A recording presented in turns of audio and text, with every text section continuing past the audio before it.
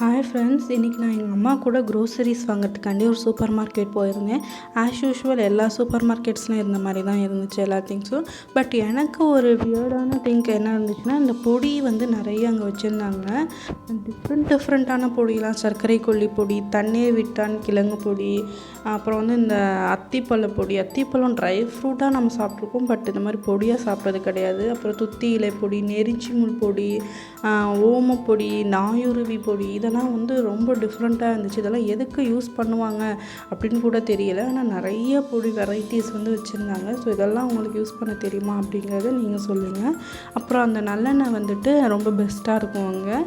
So எல்லாத்தையும் வாங்கிட்டு எங்கள் டாக்கு கொஞ்சம் சப்ளிமெண்ட்ஸ் வாங்க வேண்டியது இருந்துச்சு. ஸோ அந்த சப்ளிமெண்ட்ஸ் எல்லாமே வாங்கிக்கிட்டு நிறைய வெரைட்டி வச்சுருந்தாங்க. பட் நாங்கள் ரெகுலராக என்ன வாங்கினோமோ அதை மட்டும் நாங்கள் வாங்கிக்கிட்டு எல்லா ஜாமானையும் அப்புறம் பில் போட்டுட்டு நானும் எங்கள் அம்மாவும் கிளம்பிட்டோம்.